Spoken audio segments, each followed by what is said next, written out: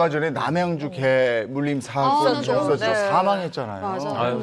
야, 이거 초반에 그 견주 못 찾아서 수사 애먹고 이랬는데. 네, 맞습니다. 지난 5월이었습니다. 그 경기도 남양주시에서 벌어졌던 일인데요. 한 50대 여성이 대형견에 물려서 안타깝게도 숨지는 사건이 발생을 했습니다. 맞아요. 당시 인근에서 불법 개 농장을 운영하던 60대 남성 A씨가 가장 유력한 용의자로 수사를 받았는데요.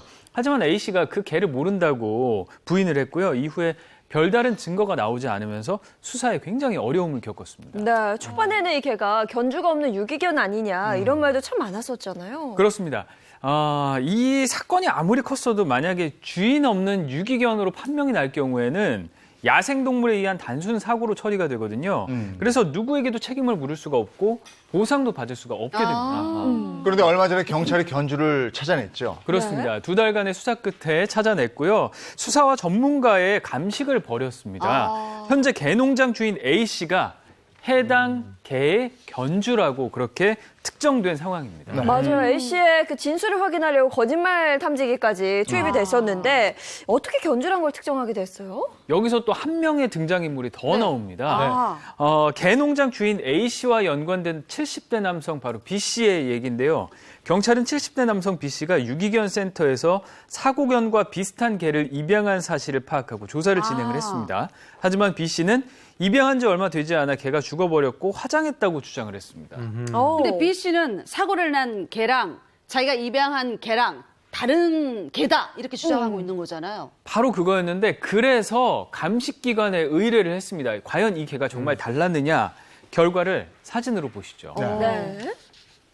자, 바로 이 사진인데요. 뭐야? B 씨가 입양했던 개와 사고견입니다. 보시면 똑같지 않아요? 공통점이 있어요. 맞네요. 예. 저 코가 아주 특징적인데 네. 코에 있는 수염 돌기의 위치와 개수, 또 간격, 또 아래쪽으로 튀어나온 수염이 있어요. 네. 저 긴 수염이 패턴이 같다고 나옵니다. 네. 전문가들은 두 개가 유사한 걸 넘어서 아예 동일견이다 이런 소견을 냈습니다. 역시 과학 수사가 대단한데. 그럼요. 그런데 결정적인 증거가 이거 말고 또 나왔죠? 네, 자칫하면 미궁에 빠질 수도 있었던 사건의 결정적인 증거가 나왔습니다. 바로 피의자들의 녹취 파일이었는데요. B 씨는 사고 후에 A 씨와 만난 자리에서 한 대화를 녹음해서 보관을 하고 있었습니다. 네네. 이 보관을 했던 게 덜미가 잡힌 거죠.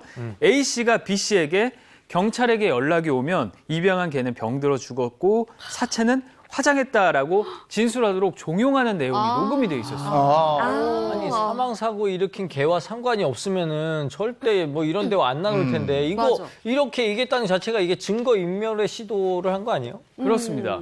여기 B 씨는 A 씨가 비용을 주겠다고 해서 차량 블랙박스를 교체했다는 사실도 털어놨고요. 또 확인 결과 실제로 최근에 블랙박스가 교체가 된 상태였습니다. 결과적으로 B 씨는 증거인멸 혐의를 안게 됐지만 사고견 관리 책임에서는 벗어나게 됐고요. A 씨는 사고견 견주로서 책임을 져야 할 그런 의무와 과실치사 혐의와 함께 증거인멸 교사 혐의가 추가가 됐습니다. 요즘 말로 빼도 박도 못하게 됐네. 완전 빼박이네요. 네, 네. 그러면 그렇습니다. 피의자 A 씨 입장은 어떻습니까?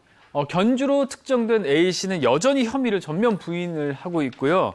유족들은 범인이 맞다면 강력하게 처벌이 돼야 한다 이렇게 좀 요구를 하고 있는 네, 상황입니다. 아니 증거가 한두 개가 아닌데 그렇죠. 계속해서 모르는 게다라고 주장하는 게 참 답답한데요. 이 경찰 수사는 어떻게 진행되고 있어요? 경찰은 이들의 녹취 파일과 또 A 씨가 B 씨에게 금품을 건네는 CCTV 등의 증거물이 있다고 해요. 그래서 혐의 입증에는 문제가 없을 거라고 하고요.